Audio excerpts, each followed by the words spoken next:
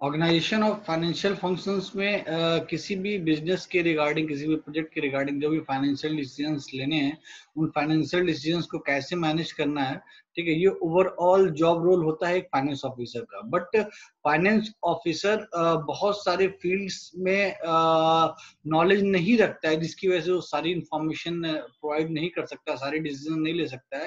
लेकिन हाँ, वो उस कंसर्निंग डिपार्टमेंट की जो अथॉरिटी है, उस अथॉरिटी से हेल्प लेकर के डिसीजन ले सकता है। जैसे कि अगर कोई टेक्निकल फील्ड है, ठीक है, तो वो इंजीनियर से कंसल्ट करता है। कोई मार्केटिंग फील्ड है तो मार्केटिंग पर्सन से कंसल्ट करता है, परचेजिंग मैनेजर से कंसल्ट करता है, सेल्स मैनेजर से कंसल्ट करता है, डिपार्टमेंटल मैनेजर का मतलब कोई प्रोडक्शन डिपार्टमेंट है, उस प्रोडक्शन डिपार्टमेंट में कैसे कैसे प्रोडक्शन होगा, क्या पॉलिसीज है, क्या टर्म्स एंड कंडीशंस हैं, इन सारी चीजों की प्लानिंग। तो कहीं ना कहीं फाइनेंस ऑफिसर जो है अपने हर एक डिसीजंस में अपनी डाउन लाइंस के नॉलेज और इंफॉर्मेशन को यूज करके फर्दर डिसीजन लेता है। तो लेकिन अगर ऐसे देखा जाए तो फाइनेंस ऑफिसर का मेन रोल क्या होता है, तो फाइनेंस ऑफिसर का जो मेन रोल होता है, जो कि किसी भी बिजनेस ऑर्गेनाइजेशन के फाइनेंशियल फंक्शंस के रिगार्डिंग वो मतलब अपने डिसीजन को लेता है अपने बिजनेस ऑर्गेनाइजेशन के लिए। तो अगर फाइनेंस ऑफिसर के डिसीजन देखे तो फाइनेंस ऑफिसर दो तरह के डिसीजन लेता है, दो तरह के काम करता है बेसिकली, ठीक है। देखिए कह रहा है these task are there typical distribution between two key financial officer of the firm. पहला है ट्रेजरर और दूसरा है कंट्रोलर। ट्रेजरर का मतलब ये समझिए पैसे का लेन देन करना, किसको कितना देना है और किससे कितना लेना है, ठीक है। कंट्रोलर का रोल प्ले का मतलब ये है कि किसी को भी कुछ कोई अमाउंट देने से पहले एक प्रॉपर डिसीजन ले पाना कि क्या जो अमाउंट हम दे रहे हैं वो सही अमाउंट है, कितना देना है, कितना नहीं देना है, ठीक है। इसके रिगार्डिंग बहुत सारी डॉक्यूमेंटेशन अकाउंट सेक्शन में रहती है, जिसको वो यूज करके अपने अकाउंट सेक्शन को प्रॉपर तरह से कंट्रोल करता है, ठीक है। तो ये functions of treasurer and control की बात करें तो देखिए ट्रेजरर के क्या क्या फंक्शन होते हैं। Obtaining finance, banking relations, cash management, credit administration, capital budgeting. तो ये जो सारे आपको स्टेप्स दिख रहे हैं, ये सारे के सारे ट्रेजरर के थ्रू हैंडल किए जाते हैं। अगर कंट्रोलर की बात करें तो कंट्रोलिंग में क्या होता है, financial accounting, internal auditing, taxation, management accounting and control. तो ओवरऑल ये जो टर्म्स लिखे हैं ट्रेजरर और कंट्रोलर के नीचे, इनको देख के देखिए एक ही चीज समझ में आती है, जो ट्रेजरर है वो कैश के इनफ्लो और आउटफ्लो को मैनेज करता है कि किसको कितना देना है, किसको कितना लेना है, ठीक है। कंट्रोलर की बात करें तो कंट्रोलर में एक तरह से डॉक्यूमेंटेशन सेक्शन है कि हम अपने हर एक ट्रांजेक्शन्स के रिगार्डिंग एक प्रॉपर डॉक्यूमेंट मेंटेन कर रहे हैं, जिससे कोई भी फाइनेंशियल डिसीजन लेने में हमें हेल्प मिले। तो कहीं ना कहीं ट्रेजरार की जो फंक्शनैलिटी है वो कंट्रोलर की फंक्शनैलिटी पे डिपेंड होती है, क्योंकि फाइनेंशियल अकाउंटिंग नहीं होगी, इंटरनल ऑडिटिंग नहीं होगी, टैक्सेशन नहीं होगा, तो उसे प्रॉपर पता नहीं होगा कि कितना लेना है, कितना देना है, क्या मतलब हमारा कैश इनफ्लो है, क्या कैश आउटफ्लो है। तो ये है हमारे ऑर्गेनाइजेशन ऑफ फाइनेंस फंक्शंस, ठीक है। अब हम यहाँ अगर देखें, देखिए चीफ फाइनेंस ऑफिसर, एक आपको एक हायरार्किकल डायग्राम दिया हुआ है यहाँ पे। इसमें बिल्कुल टॉप पे चीफ फाइनेंस ऑफिसर है, उसके बाद सेकंड लेवल पे, जीरो लेवल पे चीफ फाइनेंस ऑफिसर है, फर्स्ट लेवल पे ट्रेजरर एंड कंट्रोलर है। मतलब फाइनेंस ऑफिसर का जो रोल प्ले है वो as a treasurer, as a controller, ठीक है। अब देखिए ट्रेजरर क्या करता है, कैश को मैनेज करता है, क्रेडिट मैनेजमेंट का काम करता है, बजट मैने कैपिटल बजटिंग मैनेजर का काम करता है, ठीक है, फंड राइजिंग मैनेजर का काम करता है, पोर्टफोलियो मैनेजर का काम करता है। तो और यहाँ अगर कंट्रोलर की बात करें तो कंट्रोलर में देखिए financial accounting manager, cost accounting manager, tax manager, data processing manager, internal auditor. तो ओवरऑल अगर इस आप हायरार्किकल डायग्राम को देखेंगे तो आपको ये बिल्कुल क्लियर समझ में आ जाएगा कि जो ट्रेजरर वाले अगर एक फाइनेंस ऑफिसर है जो ट्रेजरर की तरह काम करता है, तो वो अपने कैश मैनेजमेंट को डील करता है, ठीक है, कैसे कैश को इनफ्लो करना है, कैसे आउटफ्लो करना है, कैसे क्या सिनेरियो है, क्या नहीं है। कंट्रोलर की बात करें तो एक तरह से पूरा डेटा प्रोसेसिंग का सेक्शन है कि हम जो भी ट्रांजेक्शन्स कर रहे हैं, जो भी इनफ्लो आउटफ्लो, उसके रिगार्डिंग हमें क्या करना है, अपना सारी डॉक्यूमेंटेशन करनी है ताकि उसके बिहाफ में हम अपने बिजनेस ऑर्गेनाइजेशन, अपने प्रोजेक्ट के लिए एक प्रॉपर डिसीजन ले सकें। ठीक है, अब हमारा जो नेक्स्ट टॉपिक है वो है हमारा cost of capital. Next and important topic of this unit, cost of capital. Cost का मतलब ये सभी जानते हैं, कीमत। ठीक है, कैपिटल मतलब वो सर्टेन अमाउंट जो हम अपने बिजनेस में लगा रहे हैं, वो सर्टेन अमाउंट जो हम अपने बिजनेस में लगा रहे हैं वो कहलाता है कैपिटल। तो उस कैपिटल का क्या कॉस्ट है, इसी को हम समझेंगे आज कि what is the cost of capital. जैसे एग्जांपल के तौर पे ऐसे समझिए, सपोज करिए कि मैंने एक प्रोजेक्ट था, प्रोजेक्ट ए में 10 रुपीज मैंने इन्वेस्ट किए। प्रोजेक्ट ए में मैं एज ए इन्वेस्टर हूं, ठीक है, तो मैंने उस प्रोजेक्ट ए में 10 रुपीज इन्वेस्ट किए। तो कहीं ना कहीं वो 10 रुपीज एक कैपिटल है, उस बिजनेस में जो मैंने डाला वो क्या कैपिटल है। तो मैं अपने प्रॉफिट को उस कैपिटल के रिगार्डिंग कंपेयर करूंगा। मैं अपने प्रॉफिट को उस कैपिटल जो 10 रुपए मैंने लगाया उसके रिगार्डिंग में कंपेयर करूंगा कि मैं प्रॉफिट अर्न किया हूं या लॉस अर्न किया हूं। तो कहीं ना कहीं जो इन्वेस्टमेंट अमाउंट है हमारा, उस इन्वेस्टमेंट अमाउंट के बेसिस पे हम अपनी बेनिफिट को, अपने प्रॉफिट को कैलकुलेट करते हैं, इवेलुएट करते हैं। तो वो जो कैपिटल हमने इन्वेस्ट किया है वो कैपिटल अमाउंट हमें कॉस्टिंग करने में हेल्प कर रहा है, मतलब हमें इवेल्युएशन करने में हमारी मदद कर रहा है कि आफ्टर इन्वेस्टमेंट जो रिटर्न हमें मिला वो रिटर्न प्रॉफिटेबल है या हम लॉस में है। तो कॉस्ट ऑफ कैपिटल को थोड़ा अगर डीप में समझे तो यहां देखिए क्या रहा है,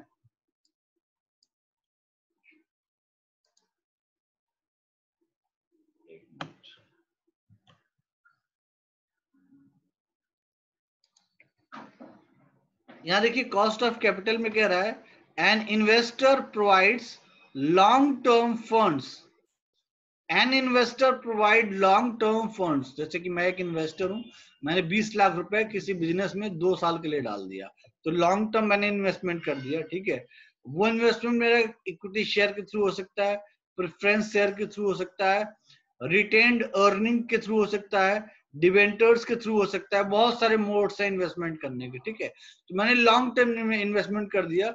an investor provides long term funds to company and quite naturally he expects a good return on his investment।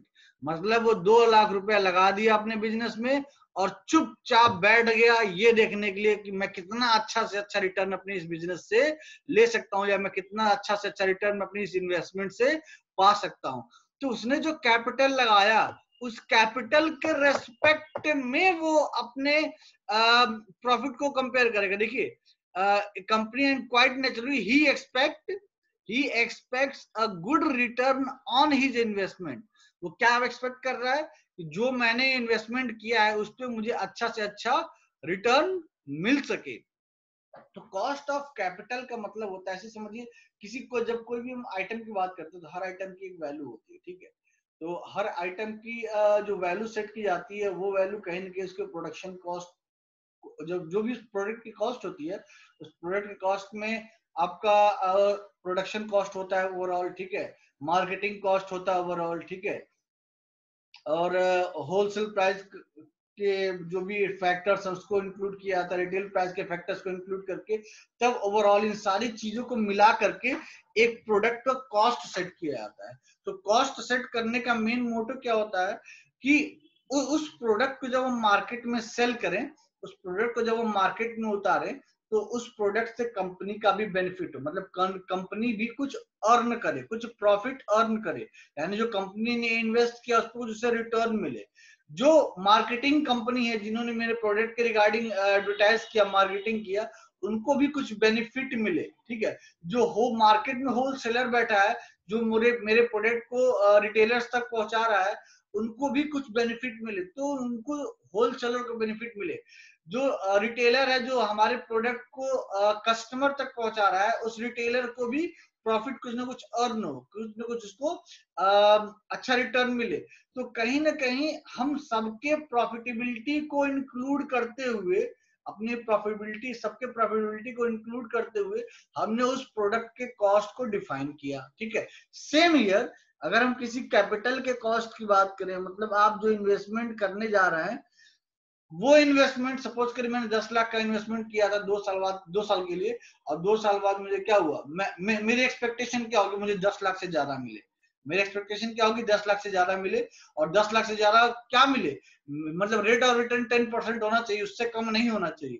तो मेरी एक्सपेक्टेशन क्या है, 10% की। मेरी एक्सपेक्टेशन क्या है, 10% की है। तो वो क्या होगा, हमारा कॉस्ट ऑफ कैपिटल। तो कहने का मतलब है हम जो रिटर्न चाह रहे हैं, वो रिटर्न जो है हम प्रॉफिट के टर्म में चाह रहे हैं, लॉस के टर्म में नहीं चाह रहे हैं। किसके लिए, अपने कैपिटल के लिए जो हमने इन्वेस्ट किया। तो यही होता है हमारा कॉस्ट ऑफ कैपिटल। इसमें अगर आगे देख कह रहा है, in order to satisfy the investors expectations the company should be able to earn enough revenue. In order to satisfy the investors' expectations, the company should be able to earn enough revenue. मतलब अगर मैंने 2 लाख रुपए लगाए थे 2 साल के लिए, अब 2 सालों बाद बिजनेस इस कदर गिर चुका था कि जो मैंने 2 लाख रुपए लगाए थे 2 साल बाद वो उन 2 लाख रुपए की वैल्यू 1.5 लाख हो गई। ठीक है, यानी मेरे कैपिटल का जो कॉस्ट था वो क्या हो गया, रिड्यूस हो गया। और यहां देखिए स्टेटमेंट में कह रहा है, in order to satisfy the investors expectations. Investor की एक्सपेक्टेशन क्या थी, मैंने 2 लगाया है तो मुझे 2.5 लाख मिले, मतलब जितना लगाया उससे ज्यादा मिले, प्रॉफिट के टर्म में मिले। ठीक है, तो इन्वेस्टर की रिक्वायरमेंट को फुलफिल करने के लिए कंपनी को बहुत ज्यादा रेवेन्यू अर्न करना होगा। मतलब जितना कंपनी ने लगाया उसका 1.5 गुना, उसको 2 गुना उसे कमाना होगा, तब जाके इन्वेस्टर्स को वो सेटिस्फाई कर पाएगी। यानी कहीं ना कहीं उसको अपनी कैपिटल की कॉस्ट को इंप्रूव करना होगा, उसे अपने कैपिटल के कॉस्ट को इंप्रूव करना होगा। मींस उसने जो लगाया उस वैल्यू को उसे क्या करना होगा, बढ़ाना होगा। ठीक है, तो यहां देखिए कह रहा है 10 टू द कंपनी। अच्छा, कॉस्ट ऑफ कैपिटल की एग्जैक्ट डिफिनेशन क्या होगी तब, the cost of capital is the minimum rate of return. Cost of capital क्या है, the cost of capital is the minimum rate of return that the company must earn on its investment to fulfil the expectations of the investors. कहने का अर्थ, आपने जो भी लगाया, जो भी पैसा आपने लगाया, उस पैसे पे आप मिनिमम देखिए, मैंने अगर 10 लाख का इन्वेस्टमेंट किया है तो मैं तो चाहूंगा 1 साल बाद वो 1 लाख 2 लाख हो जाए, 4 लाख हो जाए, 5 लाख हो जाए, 1 करोड़ हो जाए। उसको कोई लिमिट नहीं है, क्योंकि हर इंसान चाहता है कि इसने जो इन्वेस्ट किया वो इन्वेस्टमेंट कितना ज्यादा से ज्यादा बढ़ जाए। तो रिटर्न की कोई एक्सपेक्टेशन नहीं, हर इंसान चाहता है कि मैक्सिमम रिटर्न मिले, मैक्सिमम जितना कमा सकते हैं अपने इन्वेस्टमेंट से हम कमा ले। लेकिन इंसान चाहता तो है बहुत ज्यादा कमाना, लेकिन वो एक लिमिट चाहता है कि मुझे इससे कम नहीं चाहिए, इसके ऊपर मुझे कितना भी मिल जाए मैं खुश रहूंगा, लेकिन इससे कम मुझे नहीं चाहिए। हमें क्या करना है, कॉस्ट ऑफ कैपिटल को डिफाइन करने के लिए उसी बेंच मार्क को सेट करना होता है। देखिए यहाँ कह रहा है, the cost of capital is the minimum rate of return. मतलब आप कम से कम कितना रिटर्न, आप अधिक से अधिक कितना रिटर्न चाहते हैं, इसकी तो कोई लिमिट नहीं है। देखिए हर इंसान बहुत ज्यादा कमाना चाहता है, हर इन्वेस्टमेंट से बहुत ज्यादा प्रॉफिट कमाना चाहता है, उसकी कोई लिमिट नहीं है। तो जब भी हम पूछेंगे तो क्या पूछेंगे कि आप कम से कम कितना प्रॉफिट कमाना चाहते हैं, कितना आपको रिटर्न मिले तो आप इस बिजनेस में इन्वेस्ट करेंगे, अदरवाइज इन्वेस्ट नहीं करेंगे। वो जो मिनिमम रेट ऑफ रिटर्न है, that's minimum rate of return is a cost of capital. So the cost of capital is the minimum rate of return that the company must earn on its investment. वो earn किसके लिए किया, to fulfil the expectations of the investors. यानी जो investor पैसा invest किया था उसको खुश करने के लिए कि देखो तुमने जो पैसा लगाया था, तुम्हारी रिक्वायरमेंट को जितना तुमने सोचा था उससे कहीं ज्यादा हमने तुम्हें मुनाफा कमा के दिया, जो तुम्हारा रेट ऑफ रिटर्न का बेंचमार्क था उससे कहीं ज्यादा मैंने तुम्हें पैसा कमा के दिया। तो वो जो कॉस्ट ऑफ कैपिटल का मतलब ये है कि हमें minimum rate of return set करना होगा, जिससे हम ये आइडेंटिफाई कर सके कि हमें इससे कम रिटर्न नहीं चाहिए, इससे ज्यादा ही रिटर्न चाहिए। ठीक है, जैसे कि यहाँ एग्जांपल के तौर पे अगर हम देखें, कह रहा है if a company can raise long term funds from the market, एक कंपनी है मार्केट से लॉन्ग टर्म फंड उठा रही है, कहने का मतलब लॉन्ग टर्म फंड का मतलब जो भी अमाउंट वो ले रही है वो लंबे समय के लिए ले रही है, 2 साल 4 साल 5 साल 10 साल, ठीक है, 1-2 दिन के लिए नहीं ले रही है, लॉन्ग टर्म के लिए ले रही है, लंबे समय के लिए वो क्या कर रही है, मार्केट से पैसा उठा रही है। ठीक है, लेकिन वो किस रेट पे उठा रही है, एट 10%, 10% पे उठा रही है, then 10% can be used as a cut off rate as the management gains only when the project gives return higher than 10%। जैसे मैंने 1 लाख रुपया लगाया मान लो तुम्हारी कंपनी में बिजनेस के लिए, ठीक है, इन्वेस्टमेंट किया, अब मैंने कहा कि मुझे 10% का रिटर्न चाहिए, ठीक है, तो अब तुम मेरे उस 1 लाख रुपए से 1 साल बाद 1,10,10,000 रुपया नहीं कमाना चाहोगे, तुम चाहोगे 1,10,000 से ज्यादा कमाए। क्यों? क्योंकि 1,10,000 ही कमाओगे सिर्फ, वो तो फिर जो इन्वेस्टर ने इन्वेस्ट किया था उसे चला जाएगा, आपके लिए तो कुछ बचा ही नहीं। लेकिन जो इन्वेस्टर ने इन्वेस्ट किया, आप चाहेंगे हम उसको भी खुश कर दें और उसके पैसे से हम भी कुछ मुनाफा कमा लें, तो आप क्या चाहेंगे, इन्वेस्टर चाह रहा है 10% का रेट ऑफ रिटर्न। एक मिनट,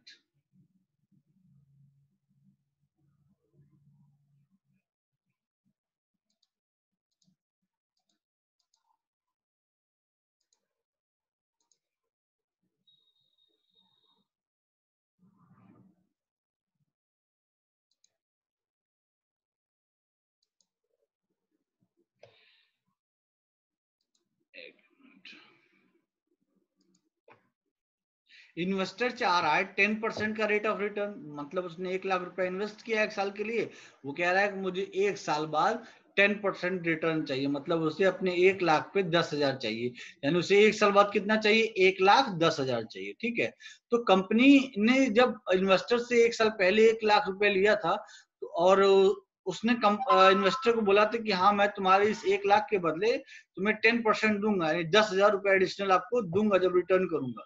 तो अब जब कंपनी उस 1 लाख रुपए को अपने प्रोजेक्ट में इन्वेस्ट कर रही, तो कंपनी भी चाहेगी कि हम इतना कमा लें कि उस इन्वेस्टर को उसका 10,000 रुपया दे दें, साथ ही साथ उसके 1 लाख रुपए से हम भी कुछ मुनाफा कमा लें।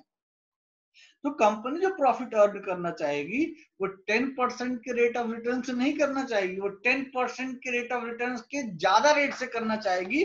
क्यों? क्योंकि उसे इन्वेस्टर को भी सेटिस्फाई करना है, एज वेल एज अपने बिजनेस अपने कंपनी की मार्केट वैल्यू भी क्या करनी है, उसे इंक्रीज करनी है। इसलिए देखिए कह रहा है if a company can raise long term fund from the market at 10%, then 10% can be used as cutoff rate as the management gains only when the project gives a return higher than 10%।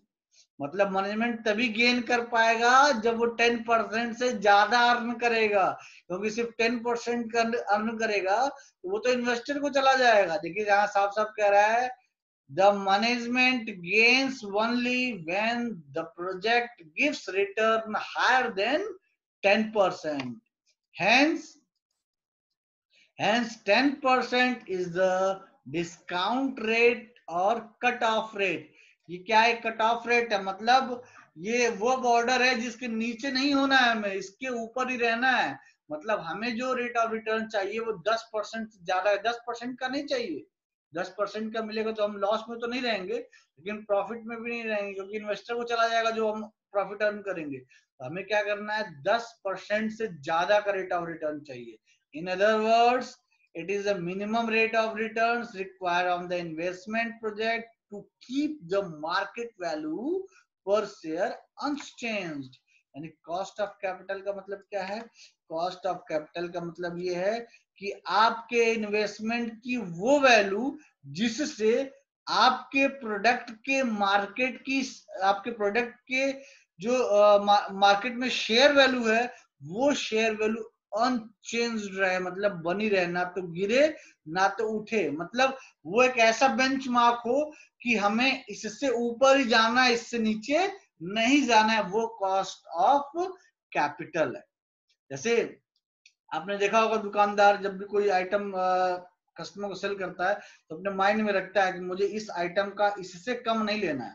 जैसे मान लीजिए किसी product का 200 रुपया दाम बताया, ठीक है, सब कस्टमर भी जानते हैं कि दुकान वाला दाम ज्यादा बढ़ा के बताता है, तो हम नॉर्मली क्या करते हैं, उससे निगोशिएट करते हैं, भैया नहीं 150 रुपए में दीजिए तो हम देंगे। दुकानदार भी अपने माइंड में रखता है कि मेरा जो कॉस्ट ऑफ कैपिटल है, यहाँ कैपिटल ना कहे, कॉस्ट ऑफ आइटम कहें, कि कॉस्ट ऑफ आइटम जो होगा हमारा इससे कम नहीं होना चाहिए, मतलब हमारे उस प्रोडक्ट की जो वैल्यू है एटलीस्ट वो वैल्यू मुझे मिले। मतलब मैं जितने में नॉर्मली क्या होता है, जब इंसान सोचता है कि यार जितने में खरीदा कम से कम उतना तो मिले, उससे कम ना मिले ना उससे ज्यादा मिले, चलो एक मतलब एक वर्स्ट सिचुएशन की मैं बात कर रहा हूँ कि नॉर्मली एक बेंचमार्क होता है प्राइस का, ठीक है, कि हमें इससे कम नहीं चाहिए लेकिन इससे ऊपर जितना मिलेगा एक्सेप्टेबल, लेकिन हमें इससे कम नहीं चाहिए। तो वैसे दुकानदार भी जब भी कोई प्राइस आपको बताता है तो उसके माइंड में रहता है कि हम इससे कम अमाउंट नहीं लेंगे, इससे ऊपर हम कस्टमर से चाहे जितना उठा ले पैसा उठा लेंगे, तो वो उसका उस शॉपकीपर के लिए क्या होगा, वो कॉस्ट ऑफ आइटम, ठीक है, वो मिनिमम इतना कॉस्ट तो चाहता ही है अपने उस आइटम का, उससे ऊपर वो जितना भी बना सकता है बना ले, इसीलिए वो ज्यादा रेट बताता है, बार्गेनिंग करते हैं, और बार्गेनिंग करने के दौर में ही हो सकता है वो ज्यादा कमा ले, और हो सकता है आप जो है बिल्कुल कॉस्ट ऑफ आइटम तक पहुंच के उसका प्रॉफिट को आप गेन कर ले, ठीक है। तो एक तरह से देखिए तो कह रहा है द कॉस्ट ऑफ, अच्छा एक minute, in order to maximise the share holder wealth through increased price of shares, a company has to earn more than the cost of capital। यानी आपने जो एक बेंचमार्क बनाया है कॉस्ट ऑफ कैपिटल का कि मुझे 1 लाख पे 1,10,000 अगर मैं अर्न करूंगा तभी इन्वेस्टर को सेटिस्फाई कर पाऊंगा, तो आप अपने बिजनेस की मार्केट वैल्यू बढ़ाने के लिए, अपने प्रोजेक्ट की मार्केट वैल्यू बढ़ाने के लिए आपको 1 लाख का 10% 1,10,000 होता है एक साल बाद, तो आपको 1,10,000 नहीं कमाना है, आपको 1,10,000 से बहुत ज्यादा कमाना है, तब जाके अपने बिजनेस की मार्केट वैल्यू को बढ़ा पाएंगे। एज वेल एज फ्यूचर में आपको नए नए शेयर होल्डर्स भी मिलेंगे जो आपके प्रोजेक्ट आपके बिजनेस का शेयर परचेज करेंगे। कह रहा है in order to maximise share holders wealth through increase price of share, a company has to earn more than the cost of capital. The firm's cost of capital can be determined by working out weighted average of the difference cost of rising different source of capital। अब यहाँ अगर exact definition की बात करें तो देखिए, क्या cost of capital is the minimum rate of return which a company is expected to earn from a proposed project so as to make no reduction in the earning per share to equity shareholders and its market price।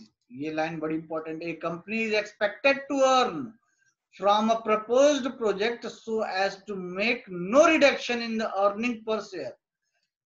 जो पर share earning है उसमें कोई reduction नहीं होना चाहिए। पर share earning का मतलब क्या है, अगर आपके एक शेयर की प्राइस 1,00,000 रुपए थी और किसी ने उस 1,00,000 रुपए का एक शेयर परचेज किया है, तो 1 साल बाद आपको अपने उस 1,00,000 का उस एक शेयर के बदले में उस शेयर होल्डर उस इन्वेस्टर को 1,10,000 इन्वेस्ट करना है। तो अब जो पर शेयर अर्निंग होगी वो क्या होगी, 1,00,000 नहीं होगी, पर शेयर अर्निंग 1,10,000 होनी चाहिए मिनिमम। इससे ज्यादा कितने भी हो सही है चलेगा, लेकिन जो मिनिमम ये देखिए कह रहे हैं ना, a company expected to earn from a proposed project as to make no reduction, this one, no reduction in the earning per share to equity shareholders। पर शेयर जो शेयर होल्डर है उस शेयर होल्डर की पर share earning में reduction नहीं होना चाहिए। उसने 1,00,000 लगाया है, 1 साल बाद वो 1,10,000 चाहता है, तो जो अर्निंग हो उस इन्वेस्टमेंट पे वो 1,10,000 हो या 1,10,000 से ज्यादा हो, लेकिन 1,10,000 से कम ना हो। अब अगर कॉस्ट ऑफ कैपिटल की डिपेंडेंस फैक्टर्स की बात करें कि कॉस्ट ऑफ कैपिटल किन किन चीजों पे डिपेंडेंट रहता है, तो यहाँ देखिए आपको यहाँ 4 पॉइंट्स दिख रहे होंगे स्क्रीन पे। जो पहला है demand and supply of capital, मतलब हमने जो इन्वेस्ट किया है उस इन्वेस्टमेंट से हम जितना हम चाह रहे हैं उससे कम कमा पाएंगे या उससे ज्यादा कमा पाएंगे। इसके लिए सबसे इंपॉर्टेंट फैक्टर क्या है, demand and supply of capital. ठीक है, मतलब कैपिटल की क्या डिमांड है, क्या सब, मतलब किस रेट से हम चाह रहे हैं पैसा अपने इन्वेस्टमेंट के लिए, किस रेट से हमें मिल पा रहा है। जैसे आपने देखा होगा बहुत सारी कंपनी को शेयर ही नहीं परचेज करना चाहते, क्यों? क्योंकि इन कंपनी का जो रेट ऑफ रिटर्न है उतना अच्छा नहीं है। उनके लिए उन कंपनियों के बिजनेस के लिए क्या होता है, इन्वेस्टर भी नहीं मिलते हैं। ठीक है, तो कहीं ना कहीं उस बिजनेस की वैल्यू भी गिरती चली जाती है इसी वजह से। तो कहीं ना कहीं कॉस्ट ऑफ कैपिटल यानी जो हम जो इन्वेस्ट कर रहे हैं उस इन्वेस्ट की वैल्यू कब बढ़ेगी, जब और भी ज्यादा लोग उसमें इन्वेस्ट करने में अपनी रुचि दिखाएंगे। समझ में आ रहा है? तो कहीं ना कहीं demand and supply of capital बड़ा इंपॉर्टेंट फैक्टर है कॉस्ट ऑफ कैपिटल के लिए। एक्सपेक्टेड रेट ऑफ इन्फ्लेशन, महंगाई दर बड़ा इसमें बहुत इंपॉर्टेंट रोल प्ले करता है कॉस्ट ऑफ कैपिटल में। आपने आज 1,00,000 रुपए इन्वेस्ट किया, अगर मान लीजिए आपके बिजनेस की मार्केट वैल्यू अगर बढ़ गई तो आपका 1,00,000 हो सकता हो 10 दिन में ही 2,00,000 हो जाए। ठीक है, डिपेंड करता है। एक्सपेक्टेड रेट ऑफ इन्फ्लेशन क्या है, वेरियस रिस्क इन्वॉल्व, हर बिजनेस में बहुत सारे रिस्क फैक्टर होते हैं। ठीक है, तो आपके उस बिजनेस में रिस्क फैक्टर क्या है और आपने उन रिस्क फैक्टर को टैकल करने के लिए क्या क्या पॉलिसी बना रखा है, ये सारे फैक्टर्स, वो सारी पॉलिसीज कहीं ना कहीं बहुत इंपॉर्टेंट रोल प्ले करते हैं आपके पर शेयर की कॉस्ट ऑफ कैपिटल को इंक्रीज और डिक्रीज करने के लिए। नेक्स्ट हमारा डेब्ट equity ratio of the firm. डेब्ट इक्विटी रेशियो का मतलब कितना है आपके पास और कितना आपने मार्केट से उठाया, ये जो रेशियो है, ठीक है, ये बहुत इंपॉर्टेंट रोल प्ले करता है। इसलिए क्योंकि सपोज करिए मैंने अपने बिजनेस में 10 करोड़ रुपए का ओवरऑल कैपिटल में 10 करोड़ रुपए का है। उस 10 करोड़ रुपए में सिर्फ 2 करोड़ मेरे हैं और बाकी 8 करोड़ मार्केट में डिफरेंट डिफरेंट लोगों ने इन्वेस्ट किए। तो इस सिचुएशन में जो डेब्ट और इक्विटी रेशियो है हमारे बिजनेस का बहुत खराब है, मतलब बहुत गंदा है। ठीक है, डेब्ट इक्विटी रेशियो ऐसा होना चाहिए जिसमें ओनर के शेयर ज्यादा हो, ठीक है, और जो इन्वेस्टर उनके शेयर क्या हो, कम। डेब्ट इक्विटी रेशियो में कुछ इस तरह से मैनेज करना होता है कि उसमें इन्वेस्टर के जो ओनर है, जो बिजनेस का ओनर है, उसके शेयर्स उसमें ज्यादा हो। तो ये जो 4 पॉइंट्स आपको दिख रहे हैं, ये 4 पॉइंट्स कहीं ना कहीं किसी भी बिजनेस ऑर्गेनाइजेशन की कॉस्ट ऑफ कैपिटल को डिफाइन करने के लिए बहुत इंपॉर्टेंट रोल प्ले करते हैं। और हर बिजनेस ऑर्गेनाइजेशन का, उसके प्रोजेक्ट का जो कॉस्ट ऑफ कैपिटल होता है इन फैक्टर्स पे ही डिपेंडेंट होता है। तो कहीं ना कहीं कॉस्ट ऑफ कैपिटल के रिगार्डिंग हम अगर इन चीजों को माइंड में रखें तो हमारे बिजनेस की इन्वेस्टमेंट कभी भी निगेटिव रिटर्न नहीं देगी। थैंक्स।